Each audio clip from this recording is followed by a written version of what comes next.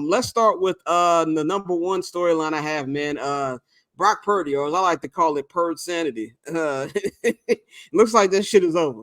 Another rough game for him last night against the Cincinnati Bengals last night. He went for 22-31, threw for 365 yards, one touchdown, but had two interceptions, and he had 6 turnovers in the last 2 weeks, man. What do you guys feel about Brock Purdy? Do you think this is just like a little bit of a rough patch he's going through, and we slowly starting to see just who this dude really is? Yeah, bro. Right. I think, yeah. Like as much as people want to make him a guy and make him, the next big guy to get a contract. At the end of the day, a lot of these guys we saw getting picked in these later rounds, they coming back to reality. Like at the end of the day, he was Mr. Irrelevant for a reason. No disrespect to Brock, he's had a good run, but everything has to be perfect in order for him to do his thing. When you look at the big games he has, look at the play caller, look at the game plan that Kyle Shanahan puts together for him, and the games that CMC has, that Debo has. So it's not really a guy like we said. You're winning, technically necessarily you're winning in spite of him. You're not winning because of him. And quarterbacks like that, they always hit a ceiling. There's always going to be a point where it's like, nah, this guy really ain't who y'all trying to say he is. And I know it, like I said, one thing we really starting to see, and you seen it like we saw yesterday with Bajan and Justin, but the narratives are starting to run sports more than what's actually happening on the field and what's actually going on. And so everybody's need for Purdy to be, that guy, and they're doing it so they can hype up Kyle Shanahan. Let's be clear, because they'll say, you see what he did with this guy and blah, blah, blah. But at the end of the day, like the talent is what matters. And so I think it's starting to come to a close. You got more and more tape on him. And if you can, like I said, put pressure on him, he's made some bad throws. Like we said, that one pick last week was fucking disgusting, but he's really starting to come back down to earth. So unless everything around him is perfect and his skilled position players are really getting off, you're not going to see, the 30. I think they scored 30 in 5 straight, or at least, definitely. The first 5 games they scored 30. Yeah, they didn't score 30. Yeah, they had 17, which was like part of the problem. To me, it's like this with Purdy. I'm not really ready to call him like ass. I still think he's a good quarterback, which is actually progress, because I thought last year he really wasn't good at all. So that's progress. I can even sit up here basically a year later and say he's a good quarterback. He's just not that guy. He's just not a fucking game changer. He's not a guy that you're gonna win a championship or even on a lesser term win a playoff game because of him. He's not that kind of guy. He's a guy I won't call him a game manager. He's a little better than a game manager, but he's nothing special. In the words of Cat Williams, like I even said last week, we were talking Luka and Trey. This is even a little worse than that. There's a difference between a Chrysler 300 and a Phantom. And last night we saw a difference between a Chrysler 300 and a Phantom. Brock Purdy being that Chrysler 300, Joe Burrow being that Phantom. And this is the biggest issue, and why I have the biggest issue with the 49ers organization, John Lynch, Kyle Shanahan, and they've been getting away with murder. They get away with murder because, yes, they have won some playoff games. Yes, they went to the Super Bowl like 3-4 years ago. But why was the reason they didn't win the Super Bowl? Because Jimmy Garoppolo couldn't hit an open pass. Why is the reason they didn't make it to the Super Bowl after that? Because they don't have a fucking game-changing quarterback when they've had ample opportunities to give. They could have drafted a Justin Fields. And I have no doubt in my mind that Justin Fields is a superstar with Kyle Shanahan. In fact, we all know that Kyle Shanahan actually wanted Justin Fields, but instead they wouldn't go Trey Lance. Where's Trey Lance at? He's playing third string in Dallas. So there's different things here where it's not really a Brock Purdy thing. Brock Purdy is just being who Brock Purdy is. Like you said, Dante, Mr. Irrelevant, final pick in the draft. This is who this guy is. This is not as the same thing as it is with Tyson Bagent. Obviously, Brock Purdy is way better than Tyson Bagent, but it's kind of the same situation as you're trying to get more from a guy when that's not really who he is. And that's, to me, what this situation is more than him falling off. He's just coming back to what he really is. And when you have this thing about when quarterbacks we see across the NFL, it takes a long time to evaluate. You don't really know how good your quarterback is till he's consistent for at least 3 seasons. We know who Joe Burrow is. We know who Patrick Mahomes is. We know who Justin Herbert is. We know who Lamar Jackson is. Brock Purdy hasn't even had a full season under his belt yet. He came at the end of last year when Jimmy Garoppolo got hurt. So I don't blame Purdy. I mean, Purdy has to play well. He's not exempt of blame. this is who the fuck the guy is, man. Like this is not act shocked with it. He's just another guy. That's pretty much how I look at Brock Purdy. Yeah, you right. You was right, Scott. I said that we had to start respecting Buddy, and you stood on your 10 toes and like nah. And I was wrong, and you was right. Brock Purdy is what y'all want Tyson Badgett to be. Yeah. Career backup, ladies and gentlemen. Somebody who could give you some spot starts, somebody that can start as a bridge QB. That's who Brock Purdy is, ladies and gentlemen. But that's what y'all want Tyson Badgett to be, right? Yeah. Look, the 49ers is situation right now is too smart for your own damn good. You were smart enough to draft a quarterback and develop him a bit. Didn't think he would get hot the way that he got with the 49ers. But at the end of the day, he's not as talented as you need with a team like that has a Super Bowl ready defense, a Super Bowl ready offensive line. And with Debo out, with CMC, playing, but he's hurt, with your left tackle out, you need a quarterback to take over. Goes back to Dak Prescott a couple of weeks ago when I said, is he a dog? Do we have dog in him? Brock Purdy has dog in him, but he has more dog than talent. And when you missing players, you need that talent to come out.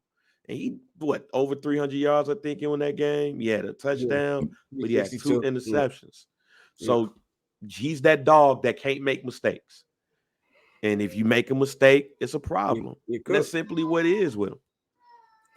Yeah, I 100% agree with that one, man. I think we just hit the nail on the head. It's really just stop putting, and you're doing a disservice to guys like a Brock Purdy. You're doing disservice to guys like a Tyson Badgett by the hype machine that you're putting on it. You're so quick to crown this inspirational story of a white quarterback.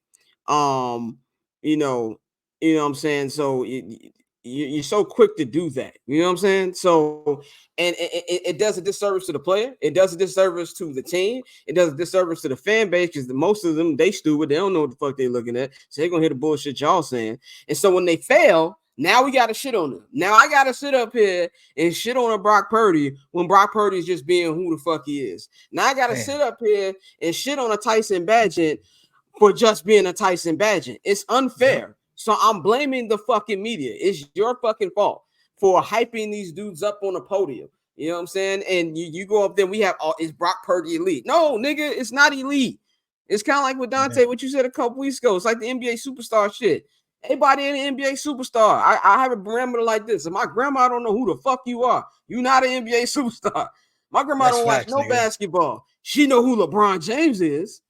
She know who Steph Curry is. My grandma know even less about football. She know who Tom Brady is. She know who Patrick Mahomes is.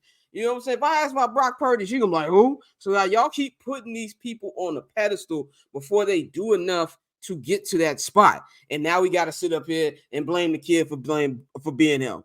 It's unfair, man. So that's pretty much what I got to say about Purdy, man. Let's move on to our next topic on our top storylines from the football weekend, man. Mr. Kirk Cousins, man. Kirk Cousins, man. I'll say this about Kirk, man.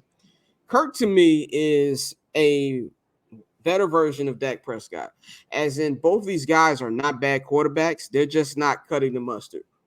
You know what I'm saying? They have good good regular season stats. They can get you 10 or 11 wins every year, division title here and there. But when the playoffs come, they're not going to make the play that's going to get you to win. They're like the tier above, like a Brock Purdy. You know what I'm saying? They're that good. But Kirk has had a really, really good year this year. Took light work of the Green Bay Packers last night and actually slowly building the Vikings back up after their terrible start. They've won 2 in a row. Big win against the Niners and then dusting the weak-ass Green Bay Packers last night. He gets hurt. When I first originally saw the injury, I didn't think it would be something too bad, but shout out Pierce. Pierce was like, I think that's an Achilles. 30 minutes later, Kevin O'Connell says, basically, We think it's an Achilles, but we're going to get it confirmed. Then came confirmed this morning from Ian Rappaport and Adam Schefter that Kirk Cousins has a torn Achilles and he will be out for the rest of the season, man. Dante, what do you think about this? This is a blow for the Vikings, not just now, but like he's going to be out for at least a year. Yeah, well, I mean, it's not only a blow for the Vikings in several ways. I bet you Kyle Shanahan was fighting the air when he heard this shit because this is, Kirk Cousins has been his pet project for a while, and Kirk Cousins was about to be a free agent. So we talk about the uncertainty, and I know Brock Purdy is there, but he could have easily slid Purdy back to number 2 and got his guy Kurt and finally got off and took off. So I'm sure for Kyle Shanahan that was sick, but for the Vikings, it's a gift and a curse because I mean, yeah, you probably could have competed, been in contention for the division, but at the same time, they're not winning the Super Bowl, and they probably not going to re-sign Kirk. And so now you get to reset your clock, and now they probably going to trade off a bunch of assets and be as weak as possible to try to get their new quarterback. Unfortunately for Kurt, it really does suck because he's older. Like Kurt he's really the first true test of the franchise tag. And we saw bro take that tag so many times and he got that guaranteed bread. But now you get to a situation like this when you're in line for one last big payday and you have an injury like this. How is that going to affect him? So I know for Kurt, that's really unfortunate, G. Because like you said, like I told you, I think maybe it was the quarterback show on Netflix, but I don't trash Kirk Cousins as much as I used to. Because at the end of the day, he was a very serviceable quarterback.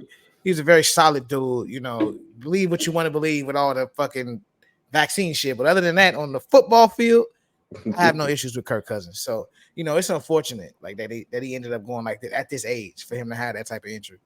The quarterback show made you actually think, this dude's a decent guy, Yeah, like it was cool. I find a negative to say about Kirk. I guess I was the only person that didn't think that bad of Kirk Cousins. Only because he's serviceable at the end of the day. I think the Minnesota thing came in, not even the contract, just coming to Minnesota after Case Keenum did what he did, kind of like put some unfair pressure on him. But hey, man, I like serviceable quarterbacks at the end of the day, man. Like, you don't have to be a star and command all of the money. As long as you got like Trent Dilfer, for example. I always liked Trent Dilfer, as he got older because he became a serviceable quarterback that tried not to make too many mistakes. And when Kirk Cousins tried to do too much, that's when he make his mistakes. But when you just ask him to just feel of the game, boom, Kirk Cousins is a dope quarterback. But I think of Dan Marino when Dan Marino tore his Achilles. And that's what I think about Kirk Cousins. Basically, you might as well start playing Genuine, Puff, and Twister. Is this the end? Because it don't look too good for a quarterback like Kirk Cousins to come back off of an Achilles. So, but for Minnesota, man, you gotta tear it down now. Like Bo Nix, welcome to Minnesota. Michael Penix Jr., welcome to Minnesota. Because Minnesota's not gonna suck enough to get past the Bears or Arizona or others to get one of those top 2 picks. And unless you're about to trade Justin Jefferson, you're definitely not getting one of those top 2 picks. So you're looking at one of the, after Drake May and Caleb Williams, who is that quarterback in the draft that you can pick up and, get you a bridge and try to work them in? Is that Bo Nix? Is it Penix Jr.? Is it JJ McCarthy? Like, who is it? And I already told y'all, you don't tank for them. You don't tank for them. Yeah, you 100% don't tank for them. But then when you look at it, like Jaron Hall from BYU is that quarterback now because Nick Mullins is on injured reserve. So it's like, damn. It's cooked. We're gonna bring in my guy real quick, is our next guest, man. We got my guy Mike, man. Now anybody in Chicago who I think everybody in Chicago got a Pillars hoodie. I think I've never seen a nigga on the block who don't have a Pillars hoodie or T. Banky saying he ain't got no bang. Don't worry, man. We gonna We gonna get you in some, man. Don't worry about it. Don't even worry about it. I got you. I'm about to say, G. Scott got to get the whole staff right, G. We all need a Yeah, whole. don't worry. After this, I'm gonna get y'all all right. Don't even worry about it, man. Don't even worry. We got y'all a care package coming your way. It's getting cold outside. We got your care package coming your way. Well, this is my my best friend, man. Michael Willis. He is the founder of Pillars Fashion Club, man. You guys got how many stores down in Chicago? About 4 or 5? Yeah, four stores, warehouse. Yep. Four stores, man. You got one in the West Loop. We got 87th and what's the? I don't fuck up the address. Jeffrey. 87 Jeffrey. Then we got one in Chicago Ridge Mall and Orland Park Mall. Yeah. Definitely, man. Get in tune with them, man. Pillars, all caps, with everything. But this is my guy. We've been debating sports since what 20 years? Man, yeah, 20 years, man. 20 years.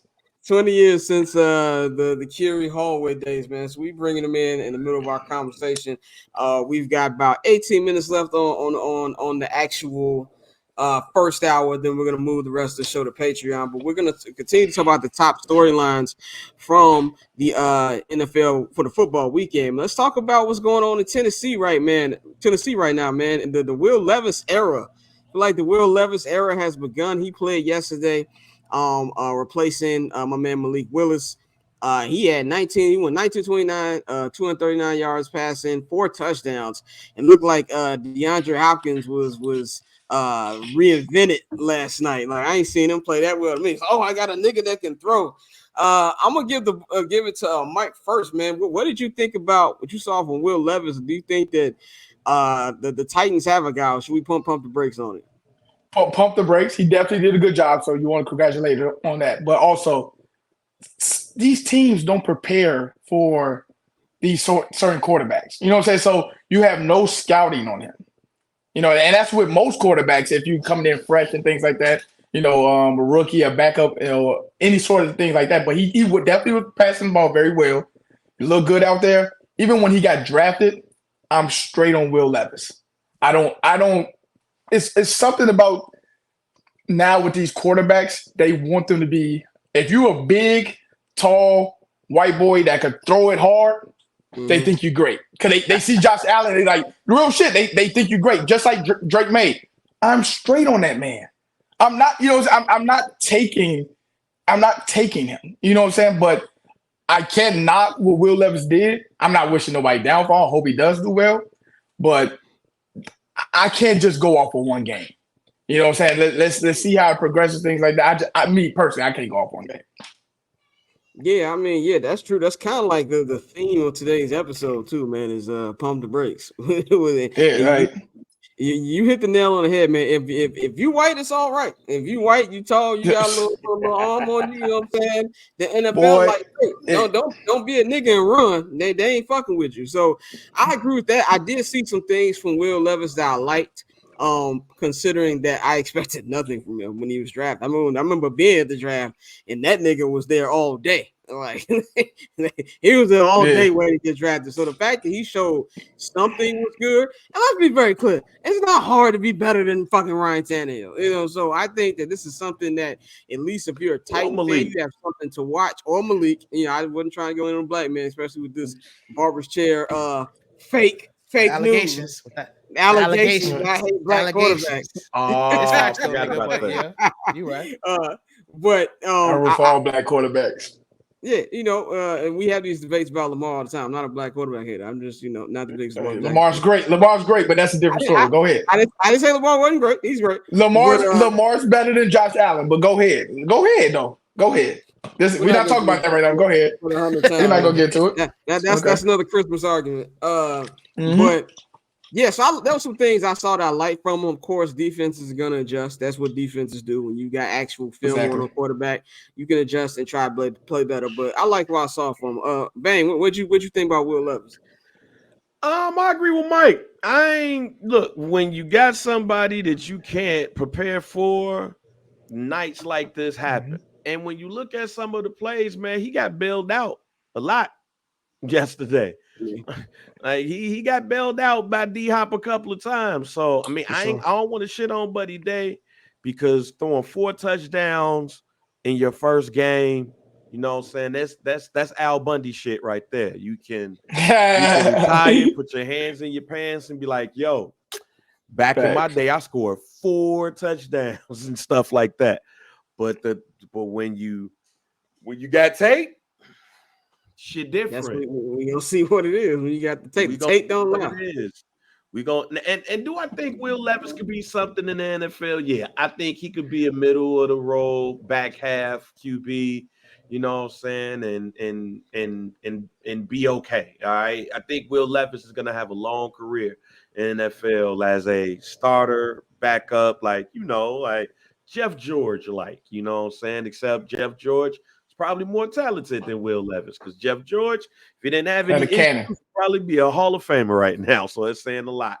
But nah, man, like I'm just not gonna get too caught up in Will Levis having a day like this. It's got to happen two more times. Give me 3 days like this.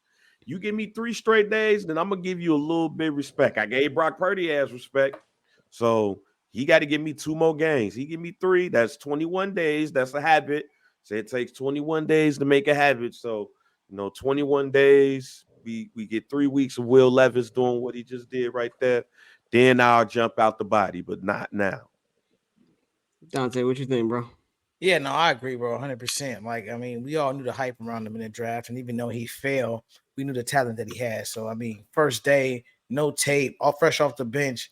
I'm not gonna say anybody could do it, but like we see these performances a lot where somebody gets in there, there's no film on them, and they light shit up, and then you give them a couple weeks, and then reality sets in. So, I mean, I think for Tennessee, you're excited because you already rolled the dice on Malik and missed on that. So now you can reset that clock with not Brock, with Will Levis, but I think another white boy. Yeah, and yeah, but like you said, G, with the arm talent he has, he does have elite arm talent, so they're gonna try to get the most out of that. So I'm interested to see where it goes, but I'm not ready to say, oh yeah, he's the guy. It's just first day success. You see that a lot with quarterbacks when there's nothing on you.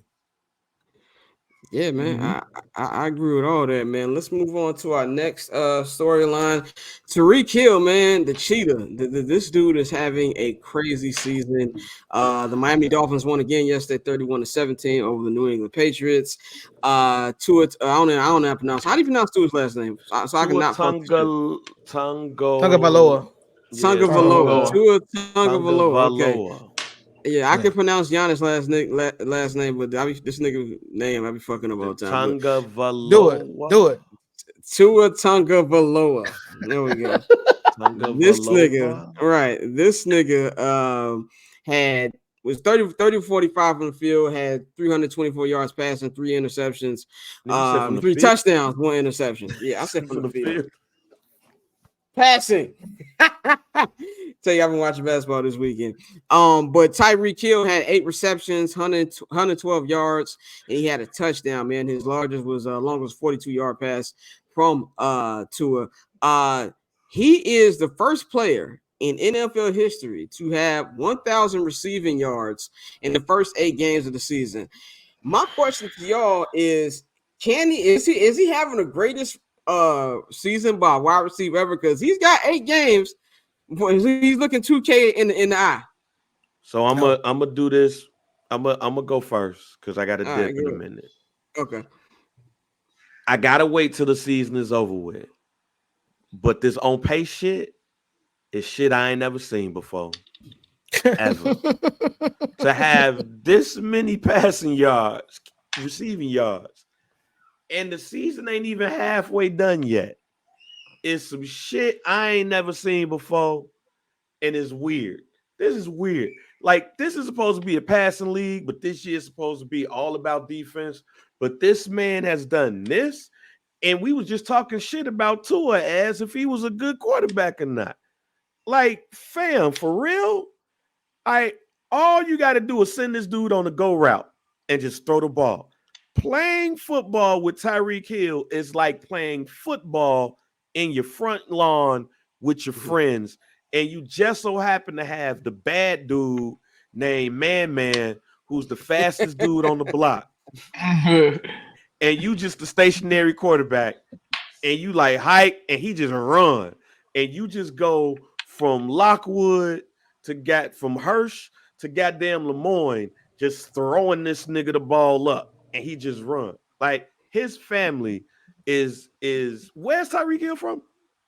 He's Miami. from Miami. He from He Florida, from right? Miami? He from Florida. Yeah. He from Them Florida. them niggas out there don't play fair. I know a couple of niggas from Florida who play football, and all them niggas fast. And I don't even know why. I don't know if it's the dreads. I don't know if it's because it's just that hot. But all them niggas, I'm jealous of all of them niggas. All of them niggas just know how to run. And that's what Tyreek Hill do. Just throw that shit on the slant and watch him go. So I'm not gonna call it the greatest yet. I gotta see this season end. But if you tell me if this the best half season you ever seen, shit, hell yeah. Because as soon as he touched the ball, he's the Barry Sanders of wide receivers. Yeah. If Barry Sanders was a wide receiver doing Barry Sanders shit, he's Tyreek Hill, and the shit's scary. Oh, Bang, we know you gotta get up out of here, man. So let the people know they can follow you. You'll be on us. What summer sessions was tomorrow? You doing summer sessions? Yeah. I'll be back for summer sessions, but y'all can follow me at everything. What you see on there, JR Bang, and fuck the Bears as an organization right now until they do right by Justin. If they want to trade him tomorrow. But don't do this dumb shit that y'all doing in the media right now. That shit's not fair. Not only to Justin, but them other players in the locker room who clearly support Justin. And no shade to Tyson Bagent, because you have a great story. You seem like you got the coolest dad in the world and shit, and your whole family be there to support you. No shade to Tyson Bagent. This is clearly what the Bears organization is doing to a player that they ain't even got to do this shit for. Because if y'all continue losing, this nigga ain't gonna be there in the first place. You ain't got to dog him on the way out. Because when his ass go to Atlanta and cook y'all ass, we gonna be at the 50-yard line with the other old heads like, see, we should have kept this nigga. Facts. Also, Ben, we got some dude news on Friday, right? We gonna tell the people some dude news on Friday. Some dude news on Friday on the Friday shows. We'll holler at you, bro. Peace. So we're gonna get back to what we were saying about Tyreek Hill. I'm gonna give it to Mike, man. What you thinking on the cheetah, man? What you think about? Is this one of the greatest seasons you've seen? I like JR said, I kind of hold off on that because we got to see what happens towards the end. But man, that man is explosive. Like it doesn't matter if you throw him you could throw it behind him a negative 3-yard screen and he's housing it. You know, like what's impressive is it's coming. The defenses know it's coming. They're game planning and they can't stop it. That's what's scary. Okay, like they see this every week. Okay, you can't, like they're game planning and they still can't stop it. It's impressive. But it also helps that you also have Jalen Waddle on the other side. You know what I'm saying? Like it also helps that you have a mastermind coach who's an offensive mastermind. So that helps as well, you know, but can't take away from what he's doing. He got great hand, and from where he started off from, I remember Jalen Ramsey. It's funny because they're on the same team. Jalen Ramsey, like I remember Jalen Ramsey made that comment like, he just made the Pro Bowl for special teams. So special teams, and now years later they're on the same team. Now this man fucking making Pro Bowls and all pros for being the best receiver in the NFL. You know, and this going from the numbers could be higher. It's always going to go higher because now we're in the passing era. You know, they're going to throw it, 45, 50 times a game. So the numbers are going to exceed that. Like, because you can say, okay, with Randy Moss was fucking getting 15 targets a game. You know what I'm saying? Like, could he have Bertrand Ray or Calvin Johnson? Like, it's always going to be, the numbers are going to be different. You know what I'm saying? Even with quarterbacks, like, that's why I necessarily don't go off passing yards because you threw it fucking 65 times a game. You know what I'm saying? Like, or 50 times a game. So your numbers are going to be high. But what he's doing is very impressive. So for the first 8 games of what's going on, definitely the best shit I ever seen. Dante, what you think, bro? Yeah, I'm gonna say it's not, and just based off everything you just said, bro. We in an era now where we throw the ball more than ever. That it's harder to defend receivers than it's ever been. Mm-hmm. Don't get me wrong, I don't want to take away from Tariq's greatness because he is amazing. The things he's able to do in space, he's one of the reasons these offenses try to spread it out is because you got a guy like that with that type of track star speed. It get him the ball, let him and watch him work. So I mean, it's great on that level, but as far as the greatest we've ever seen, I'm gonna say no. Because when you look at the receivers we've seen, and like similar to how we talked about the quarterback position, like growing up, we've seen a lot of great receivers to the point where there's some dudes that we just forgot about, or dudes we don't mention who were really fucking nice. And like you said, Mike, imagine if, like, even a guy like Steve Smith, even if Steve Smith, you put him in this game and you gave him 15, 16 targets a game, where it's like, go get money. Imagine what he'd do. So it's amazing, but it's just like with quarterback, how, like, you know, Dan Marino was the only one back in the day lighting shit up on that level, him and John Elway. And now you see everybody has 30,000 yards, 32,000 yards. And it's like, oh, okay, we got to really readjust the way we are evaluating people. So I wouldn't say greatest ever, but I mean, it's dope to watch. It's like, and now at the end of the season, then bro end up with 2,000, 2,300 yards, some shit like that. Then we're going to have to, you know, have a different conversation. But I can't say and you can't touch these guys, pause. You know what I'm saying? Like, no, real shit. You can't, like, I know this defense in the past would probably be like, no, man, we got to get physical with a bump them, this and that. You hold them, like, come on, everyone holds. Like, everyone holds. O-linemen, DBs, they're going to hold. That's just part of the game. But you do any type of bump after that 5 yards, which is technically a penalty, whatever, but anything at, like, you can't, it's hard to do. It's hard to adjust.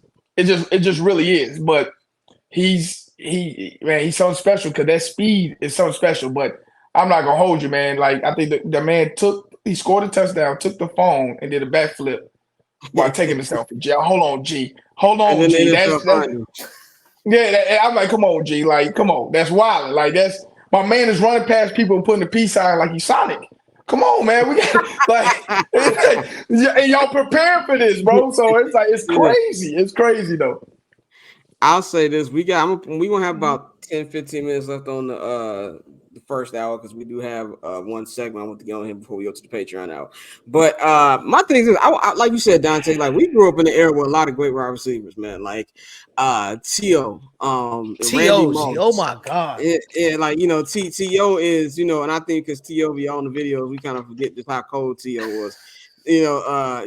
T.O. Motherfucking Randy Moss, nigga. You know, even guys we don't talk about enough. Isaac Bruce, Torrey Holt, you know what I'm saying? Like, Ocho Cinco, Larry Fitzgerald, Megatron, Julio Jones, nigga, like, was a dog. Deshaun Jackson. Even guys below level. Remember TJ, who's your mama? Like, I could be who's your mama, board, nigga. Like, we grew up in like an era of wide receivers, guys who were getting 10 to 12 receptions game, like damn near 20 targets a game. So I'm not gonna put him in that kind of category. But if we just talk about just how the offense is now, where as great as wide receivers are, they probably don't get the same amount of targets that they used to get back in the day. It's incredible what he's doing. I 100% thought he was a system wide receiver and just a product of Patrick Mahomes. He shut me clean the fuck up since he's been to Miami. So I don't think it's going to be the greatest season we'll be seeing, but if he gets 2,000 yards receiving, he puts himself in a different category to say, yeah, I might not have the touchdown numbers or the numbers of like a T.O. or Moss or guys like that. But they didn't do this either. So I think it's something where he'll be able to have his own, especially in this era. You know, we can go over and say like a soft era or whatever. But like you said, Mike, it's easier to defend. It's an offensive league. You can't touch wide receivers, you can't touch quarterbacks. So it's a little easier said than done, but it's still just an amazing accomplishment, man. Let's move to our final point before we move on to power rankings, and that'll be into the first hour. This will be a very quick answer for both of y'all. Very quick. We won't be spending much time on this at all. Was Giants Jets the worst game in the history of the sport?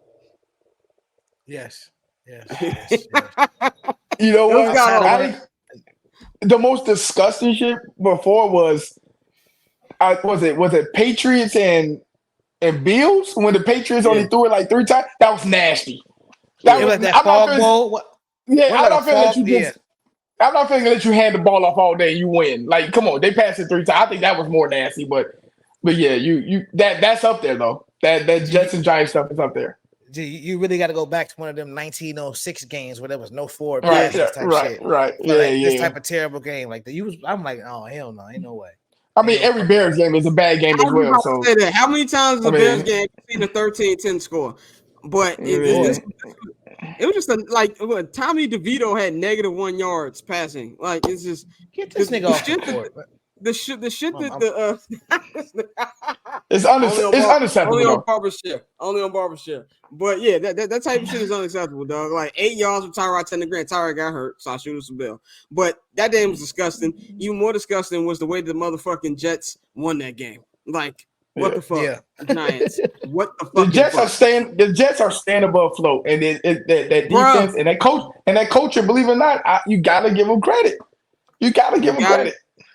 Yeah, he's gonna lose his job eventually, but you're right. You gotta give him credit. Yeah, you gotta give him his credit. Like he's staying above flow. He's keeping his head above water. Who would have thought Aaron Rodgers would have got injured that quick? So, hey, they got a winning record. They're 4-3. Are they 4-3? They're 4-3. They're 4-3. Just imagine if they had Aaron Rodgers. That's 2 more wins, maybe, possibly.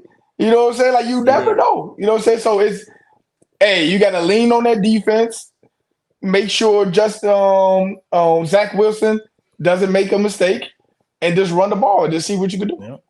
Real shit. That sound like a Bears game plan. But hey, it 100% does. Well, we had Shane Matthews and shit. But go ahead. All right, we don't need to go back to them days.